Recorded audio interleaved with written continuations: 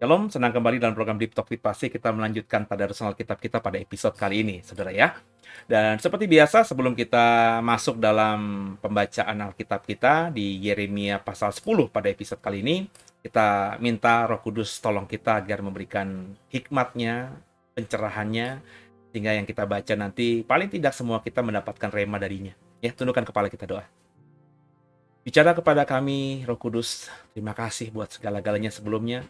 Kau sudah sertai langkah kami, dan saat ini kami mau membaca Alkitab kami seperti biasa. Tolong kami, berikan kami pertolongan-Mu, sehingga apa yang kami baca dapat kami pahami, dan kami akhirnya bisa mengarahkan langkah kami ke depannya di sisa hidup kami ini yang menyenangkan Tuhan. Jangan satupun kami yang Kau lalui, kami siap diberkati. Haleluya. Amin. Bapak Ibu, kita siapkan Alkitab kita masing-masing ya. Yeremia pasal yang ke-10.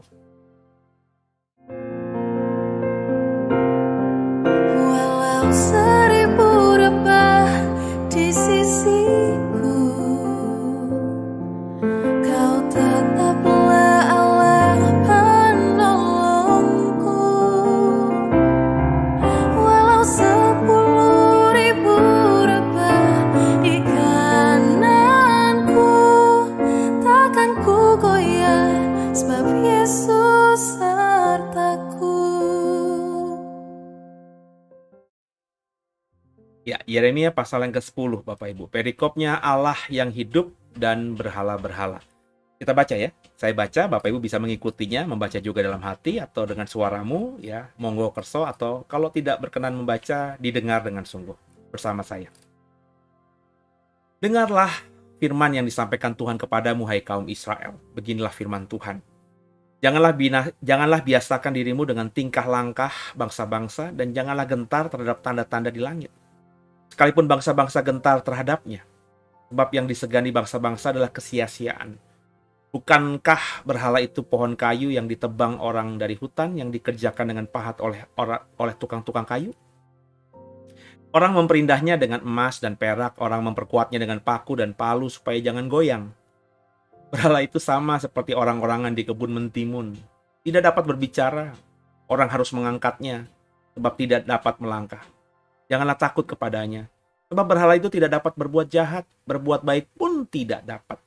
Tidak ada yang sama seperti Engkau ya Tuhan. Engkau besar dan namamu besar oleh keperkasaan. Siapakah yang tidak takut kepadamu ya Raja bangsa-bangsa? Sungguh kepadamulah seharusnya sikap yang demikian. Sebab di antara semua orang bijaksana dari bangsa-bangsa dan di antara raja-raja mereka, tidak ada yang sama seperti Engkau. Berhala itu semuanya bodoh dan dungu. Petunjuk dewa itu sia-sia, karena ia hanya kayu belaka. Perak kepingan dibawa dari Tarsis, dan emas dari Ufas.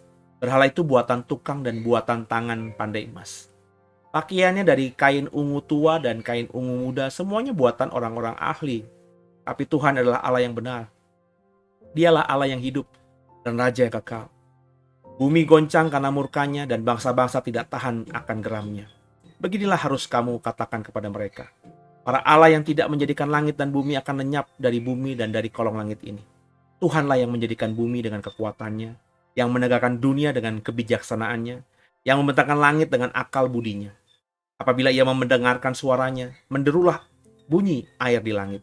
Ia menaikkan kabut awan dari ujung bumi, ia membuat kilat seperti dengan hujan. Kilat serta dengan hujan, dan mengeluarkan angin dari perbendaharaannya. Setiap manusia ternyata bodoh, tidak berpengetahuan, dan setiap pandai emas menjadi malu karena patung buatannya. Sebab patung tuangannya itu adalah tipu, tidak ada nyawa di dalamnya. Semuanya adalah kesia-siaan, pekerjaan yang menjadi buah ejekan, dan yang akan binasa pada waktu dihukum. Ayat 16. Tidakkah begitu dia yang menjadi bagian Yakub, sebab dialah yang membentuk segala-galanya, dan Israel adalah suku miliknya, namanya ialah Tuhan semesta alam. Perikop Yehuda menjadi sunyi sepi. Ayat 17. Angkutlah barang-barangmu dari negeri ini, hai orang-orang yang berada dalam pengepungan. Sebab beginilah firman Tuhan. Sesungguhnya sekali ini aku akan melemparkan penduduk negeri ini, dan aku akan menyesakkan mereka supaya mereka merasakannya. Celakalah aku karena penyakitku, lukaku tidak tersembuhkan. Aku berpikir, inilah suatu kepedihan yang harus kutanggung. Kemahku sudah rusak dan semua talinya sudah putus. Anak-anakku telah pergi daripadaku, tidak ada lagi. Tidak ada lagi yang mendirikan kemahku dan yang membentangkan tendaku. Sungguh, gembala-gembala sudah menjadi bodoh. Mereka tidak menanyakan petunjuk Tuhan. Sebab itu mereka tidak berbahagia dan seluruh binatang gembalaan mereka cerai-berai. Terdengarlah suatu berita bunyinya. Kegemparan besar akan datang dari tanah sebelah utara yang membuat kota-kota Yehuda menjadi sunyi sepi, jadi tempat persembunyian serigala-serigala. Aku tahu ya Tuhan, bahwa manusia tidak berkuasa untuk menentukan jalannya, dan orang yang berjalan tidak berkuasa untuk menetapkan langkahnya. Ajarlah aku ya Tuhan, tapi dengan selayaknya, jangan dengan murka-Mu, supaya aku jangan Kau binasakan. Tumpahkanlah kepanasan amarah-Mu ke atas bangsa-bangsa yang tidak mengenal Engkau, ke atas kaum-kaum keluarga yang tidak menyerukan nama-Mu, sebab mereka telah memakan Yakub dan menghabisinya, dan membuat tempat kediamannya menjadi puing. Haleluya. Ya Bapak Ibu, apa yang kita baca kembali di Yeremia 10, itu kalimatnya, nadanya, tensinya, latar belakangnya, pesannya masih sama ya. Bagaimana Yeremia galau, bagaimana Yeremia sedang gundah, bagaimana Yeremia sedang meratap, sedang bertanya, sedang coba menyikapi apa yang dialaminya saat itu, terutama yang dialami oleh bangsanya Yehuda dan kota yang megah yang namanya Yerusalem hari itu. Ya, ternyata kalau kita membaca tadi ayat-ayat di pasal 10, lebih pada penekanan spesifik lagi. Karena banyak orang Yehuda, banyak orang Israel sebelumnya itu percaya dan memperlakukan Baal-Baal itu seperti Tuhan. Padahal, kata Yeremia tadi, mereka semua dibuat oleh tukang-tukang kayu. Kayunya juga diambil dari kayu biasa. Dikasihkan baju atau kain dari lenan berwarna ungu, itu pun juga dibuat oleh manusia. Tapi mereka, orang Israel dan Yehuda dalam hal ini, memperlakukannya sama seperti mereka memperlakukan Tuhan. Padahal patung-patung itu, kata Tuhan, tidak ada nyawanya. Tidak seperti Tuhan, kata Yeremia, yang hidup, yang menciptakan langit dan bumi dan seterusnya. Orang-orang banyak terkagum. Saya nggak tahu ya saudara ya, mungkin saja dalam kehidupan orang Yehuda saat itu memiliki Baal, terafim untuk keluarganya lagi tren gitu, lagi viral gitu, sehingga banyak orang-orang sebenarnya memiliki Baal, tapi mereka juga nggak ngerti itu Baal itu apa. Karena lagi ngetren, ya. Saya, kalau Bapak Ibu ikuti tadarusan kemarin yang saya bagikan, akhirnya mereka menganggap wajar itu. Oh, tetanggaku, ya orang-orang sekitarku, keluarga-keluarga yang lain punya Baal, akhirnya mereka juga membeli Baal. Itu pasti Baal itu kan dibeli karena dibuat oleh tukang-tukang kayu. Tukang kayu membuat, berarti kan ada yang bandarnya gitu ya. Hasil seni Baal itu kemudian dibeli oleh pengusaha dan dijual di pasar-pasar ya. Seperti kalau Bapak Ibu misalnya nonton film drakor Korea gitu ya. Ya, ada sebuah drakor yang belum lama ini saya tonton di mana ceritanya itu orang-orang takut sama roh-roh yang gentayangan gitu ya.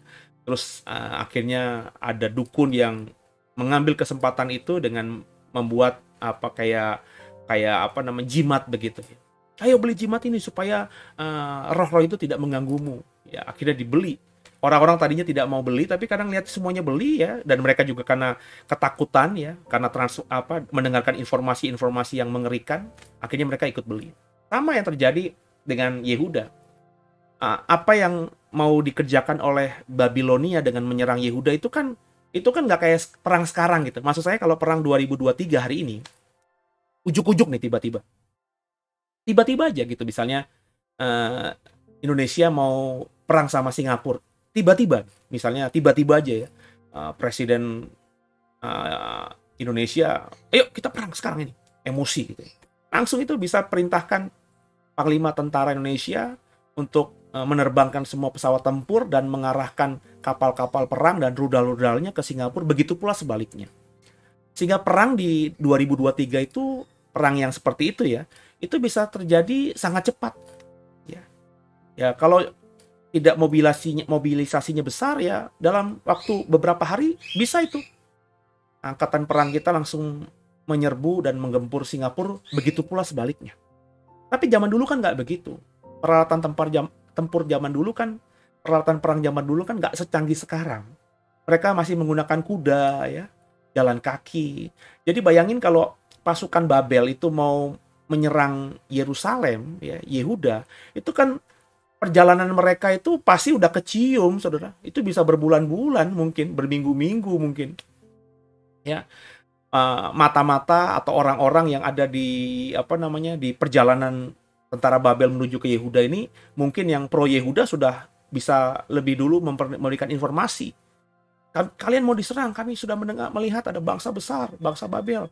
Ada jutaan orang itu masih di padang gurun A gitu ya. Saya karena mengasihi kalian, saya lari cepat-cepat ya. Ya karena sendirian gitu ya, dia fokus, dia bisa lebih cepat daripada pasukan musuh yang jutaan orang atau ratusan ribu atau puluhan ribu. Kan jalannya harus sama-sama gitu ya. Sore berhenti, malam berhenti ya, kalau badai berhenti ya. Pasukan di padang gurun tuh kalau berjalan misalnya ribuan orang kan pasti 1 orang atau 10 orang, 100 orang terkendala itu kan menghambat jalannya pasukan itu. Tapi kalau 1 orang pasti cepat.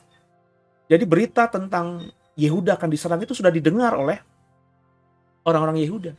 Dan yang kalau imajinasi saya yang saya bagikan ini benar gitu ya. Mereka bukannya kembali ke Tuhan, bukannya bertobat, tapi mereka masih mengikuti orang-orang dunia lainnya yang bilang, ayo kita punya Baal. Ini Baal anti perang.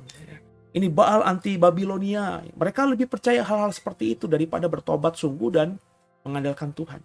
Dan itu yang menyakitkan hati Tuhan sebenarnya. Sebelum ada isu perang, mereka sudah menyembah Baal. Ketika mendengarkan isu perang mereka akan diserang, mereka malah mengandalkan Baal lebih lagi. Bukannya Tuhan. Berapa banyak kita yang kayak gitu di hari-hari ini? Di zaman yang modern ini, Bapak Ibu, ngeri lah gitu ya. Di zaman artificial intelligence ya. Saya nggak ngebayang, saudara, bagaimana dunia ke depan 10 tahun lagi lah paling nggak. Nggak usah 20 tahun lagi, 10 tahun lagi. Ya, insya Allah, alhamdulillah, mudah-mudahan puji Tuhan, saya berharap sungguh 10 tahun lagi kira-kira saya masih bisa hidup lah gitu, 60 tahunan gitu kan. Saya rasa dunia 10 tahun lagi ketika saya usia 60 tahun nanti, itu pasti udah berubah dengan usia saya sekarang yang mendekati setengah abad ini, 50. Pasti akan berubah jauh. Dan kalau saya tidak mempersiapkan diri, saya akan kaget-kaget nanti sampai di zaman itu. Kalau saya tidak peduli dengan perubahan zaman yang cepat ini, ya, saya hanya hidup dengan dunia saya saja, hanya melihat istri saya, tetangga kiri kanan saya, ya, jemaat saya saja, nggak mau upgrade dengan informasi dari luar, saya akan menjadi orang yang nanti bakal ketinggalan.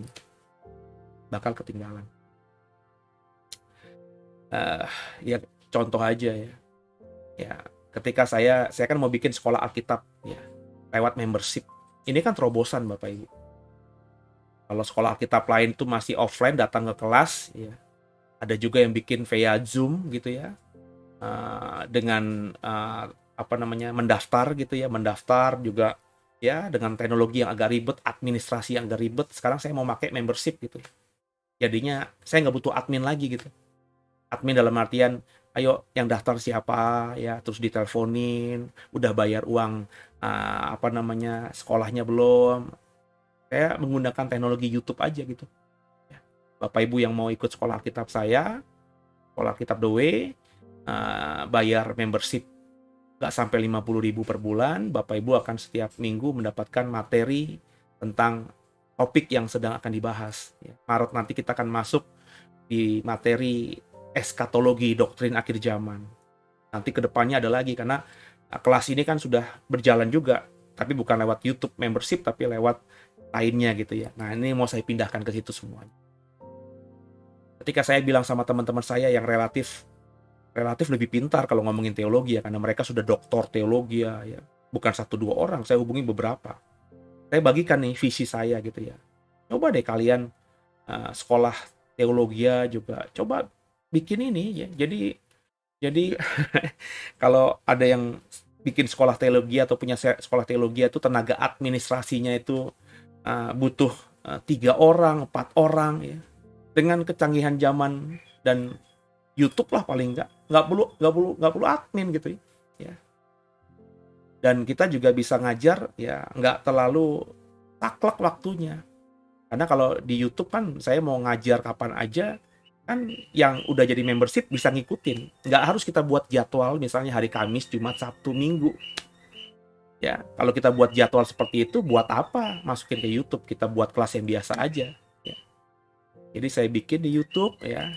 Nanti baru mungkin sebulan sekali kita bikin kelas, atau 2 minggu sekali kita bikin nanti kelas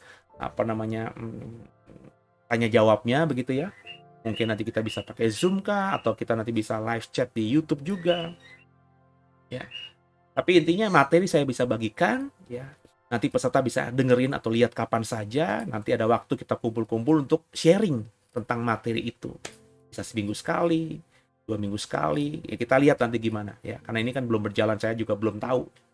Tapi teman-teman itu bilang, ribet nggak, susah nggak gitu ya. Mereka tidak mau beradaptasi. Kalau saya kebetulan meskipun udah cukup tua gitu ya, tapi saya mau beradaptasi. Beradaptasi dengan cepat. Ya contohnya ngomongin mengenai persembahan gitu ya. Di gereja yang saya gembalakan, JKIDW, bahkan sebelum COVID-19 jadi pandemi ya, itu udah berarti 3 tahun lalu kita sudah persembahan nggak pakai amplop, kotak dan lain sebagainya lagi gitu ya.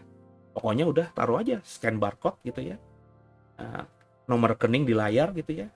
Jemaat mau memberi apa tidak, yaitu urusan jemaat sendiri dengan Tuhan. Ya, sebab saya sudah mengajar nggak boleh datang beribadah ya, tanpa memberikan persembahan. Itu kalau kita lihat aturan Tuhan kepada orang Israel di Gunung Sinai itu seperti itu.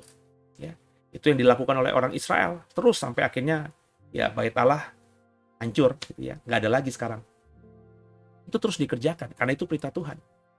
Jadi saya ya tergantung mereka. Mereka mau diberkati ya mereka belajar untuk memberikan persembahan. Kalau enggak ya urusan mereka. Jadi ketika masuk pandemi kita nggak kaget gitu. Ya karena jemaat nggak ada di gereja gitu ya. Sekarang ini mulai pelan-pelan meskipun belum seperti yang saya harapkan gitu ya. Tapi ada jemaat yang mulai datang ke gereja, mulai lumayan rame gitu ya. Tapi saya juga tidak mengkondisikan kantong persembahan atau amplop persembahan dijalankan lagi. Tetap aja dengan itu. Kita beradaptasi dengan zaman gitu. Zaman sekarang sudah cashless, ya lucu gitu kalau dunia sudah cashless kita masih pakai uang fisik gitu. Ya kayaknya kita jadi jadul gitu. Ya saya cobalah, bagi saya tidak ada salahnya ya kita lakukan itu. Ya saya selalu beradaptasi. Nah dengan pelayanan digital ini juga kan Bapak Ibu bisa lihat. Coba gereja-gereja yang kemarin pas pandemi bikin program di YouTube seminggu 3 kali, seminggu 5 kali, setiap hari. Pertanyaan saya ketika sudah tidak lagi pandemi, gereja sudah dibuka, masih mengerjakan nggak pelayanan digitalnya? Rontok semuanya. Karena fokus ke onsite ya. Karena memang kalau di digital seperti ini, ya saya cuma seperti di layar ini, cuma taruh barcode gitu ya, yang mau nabur silahkan gitu ya. Ya tergantung saudara gitu kan. Jadi memang pelayanan online itu, pelayanan digital itu di YouTube terutama itu memang tidak bisa kita mengandalkan uang dari sana, mengandalkan persembahan, dapat persembahan dari sana gitu ya. Ya tergantung saudara aja, kalau tergerak nabur, kalau nggak tergerak ya it's okay gitu. Ya, makanya ketika jemaat sudah kembali ke gereja, gereja-gereja yang lain itu mulai tidak menjalankan, tidak semangat lagi di digital. Karena apa? Ya nggak ada cuannya, nggak ada untungnya, nggak ada uangnya di sini. Tapi yang saya kerjakan karena ini misi dari Tuhan, dan Tuhan taruhkan, ya gerejamu tidak besar, tapi kamu harus terus beradaptasi. Ya saya belajar. Itu yang Tuhan taruhkan di hati saya. Ya, makanya ketika saya tahu ada YouTube baru, ya saya coba belajar. Ada teknologi AI yang baru, ya meskipun saya belum bisa atau gereja belum mampu untuk berlangganan dan lain sebagainya, paling nggak saya tahu lah gitu, sambil nanti tunggu waktunya kalau udah bisa kita lakukan. Jadi kita akhirnya menjadi orang yang bukan ketakutan dengan apa yang ada terjadi di tempat kita, di sekitar kita, tapi kita memakai itu, menggunakan itu untuk tujuan yang lebih mulia, yakni menyenangkan hati Tuhan. Ya. Kalau orang-orang di sana, orang dunia menggunakan YouTube untuk cari uang, fokusnya YouTube untuk buat konten-konten yang ya semaunya sendiri. Ya di The Way ini, di The Warriors channel YouTube ini, kita fokus hanya memberitakan firman Tuhan. Ya, kita fokus memberitakan firman Tuhan dan yang benar-benar kebenaran, nggak ngada-ngada gitu, nggak ngadi-ngadi gitu. Dan tidak juga mengajar kebenaran yang hanya satu sisi saja. Bapak Ibu yang ngikutin tadarusan saya ingat ya, beberapa minggu lalu saya bilang, ini saya mau khotbah nih soal pemerintahan antikristus zaman baru. Ketika itu saya sudah bikin khotbahnya. Hari Minggu saya tadarusannya kan hari Selasa. Viewernya bagus, di atas 1.000 orang saat itu. Sekarang udah hampir 2.000 mungkin viewernya. Terus saya bilang itu di minggu itu, coba minggu depan saya nggak mau khotbah sama sekali soal nyerempet-nyerempet tentang akhir zaman. Ya, pasti nanti viewernya yang nonton, yang ikut live streaming, yang nonton secara online itu akan drop. Dan terbukti, saudara. Artinya saya tahu algoritma yang saya bisa pakai untuk memperbesar channel YouTube ini. Ya, caranya khotbah soal akhir zaman terus. Dan itu memang salah satu kelebihan saya. Saya akui itu kok. Ya, bukannya sombong ya, saya akui. Kalau saya khotbah akhir zaman, pasti banyak yang nonton, dan khotbah akhir zaman boleh dicek, saudara. Ya, itu cara penyampaiannya dan angle-nya pasti berbeda dengan banyak pendeta. Karena saya memang menggumuli sungguh. Tapi meskipun saya tahu itu kelebihan saya tidak mau khotbahin itu melulu gitu. Nangkep ya, saudara ya. Tapi kalau banyak teman-teman yang lain, kekuatannya di situ, dia ngomong itu terus. Ada satu channel hamba Tuhan tentang pelepasan, dia fokusnya di situ, mujizat di situ mulu. Hingga akhirnya jemaat-jemaat yang terseret atau tertarik dengan channel YouTube-nya, karena setiap hari yang dilihat, ditontonnya hanya mujizat, hanya pelepasan, hanya satu sisi dari kebenaran firman Tuhan, ya taunya cuma itu gitu loh. Dan saya tidak mau membuat saudara seperti itu. Kan banyak yang komen-komen, Pak Seno, saya kalau di Pak Seno khotbah tentang akhir zaman saya diberkati, saya abain aja. Ini orang-orang aneh, maafin saya ya kalau itu saudara ya. Sebab apa hebatnya kau jago soal akhir zaman gitu? Buat apa? Nah, ya akhir zaman tuh salah satu kebenaran yang harus kita tahu, tapi kita nggak harus melulu ke sana gitu loh. Tahu akhir zaman kalau imannya kepada Yesus tempe, buat apa? Tahu akhir zaman, tapi kalau tidak tahu harus berbuat yang sesuai dengan yang Tuhan inginkan, buat apa juga gitu loh. Ya, makanya ya itulah ya. Ya, orang-orang yang seperti saya ini akhirnya jujur saja, saya juga akui kok, teman-teman banyak yang bilang juga kok susah untuk akhirnya populer gitu. Dan saya mengambil posisi itu. Makanya dalam bahasa saya setiap khotbah, saya nggak peduli dengan telinga saudara, saya lebih peduli telinga Tuhan. Dalam artian, saya nggak peduli dengan puja-puji saudara. Saya peduli goalnya cuma satu, di akhir zaman nanti. Berkali-kali kan saya bilang, kalau saya sudah mati nanti, roh saya pertama kali menjinjakkan kembali ke surga, saya akan dijumpai Tuhan, Yesus, yang berkata kepada roh saya, well done, Seno.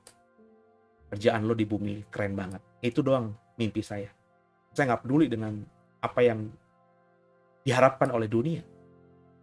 Meskipun saya harus beradaptasi juga, dalam artian saya tidak anti dengan hal-hal yang ada di dunia ini gitu. Kayak YouTube ini kan saya pakai. Ya kan? Ini kan kecanggihan zaman. Nah, di akhir zaman nanti kecanggihan akan semakin gila, saudara. Mungkin menakutkan.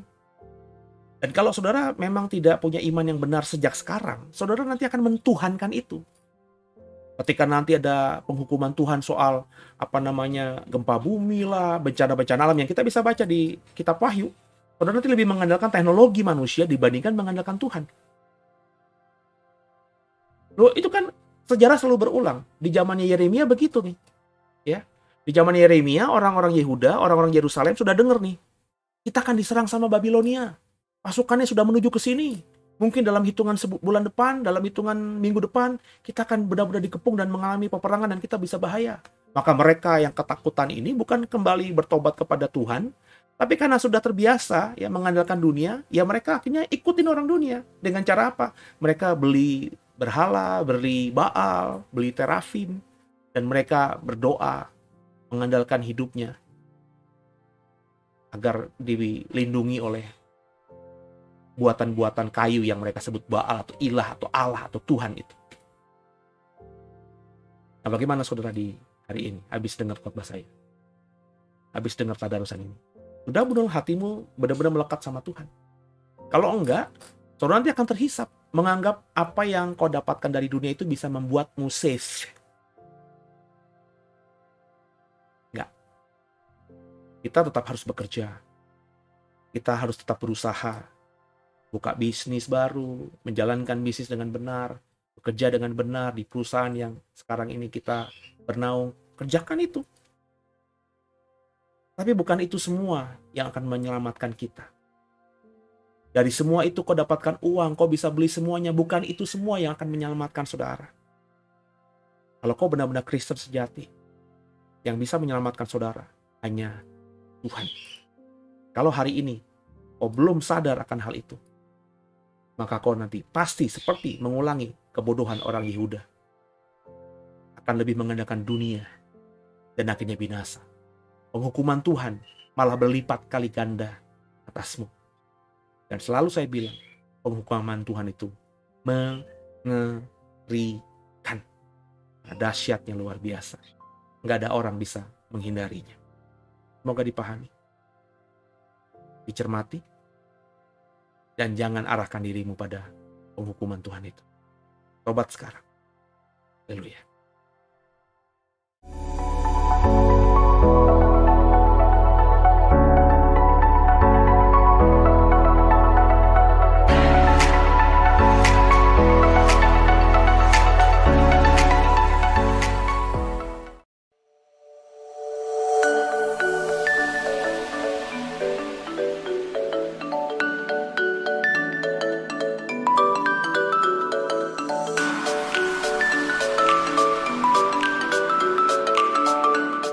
Shalom The Warriors. Kami mengucap syukur dan juga berterima kasih atas dukungan saudara atas channel YouTube The Warriors sampai saat ini. Terlebih hingga akhirnya kita bisa memiliki fitur membership sekarang. Di mana dengan join membership, Bapak Ibu Saudara dapat memberkati pelayanan digital kami lebih lagi. Sekaligus juga mendapatkan fitur-fitur yang lebih seperti, akan ada konten-konten pengajaran yang secara khusus kita upload dan share hanya kepada member, kemudian seminar-seminar online khusus member, dan ke depan masih akan kami terus kembangkan pelayanan kami supaya bisa menjadi berkat khususnya di media digital ini. Jadi terima kasih. Kalau Bapak Ibu Saudara sudah tergerak untuk join membership, caranya bisa diklik tombol join di sebelah tombol subscribe di bawah. Tuhan Yesus memberkati.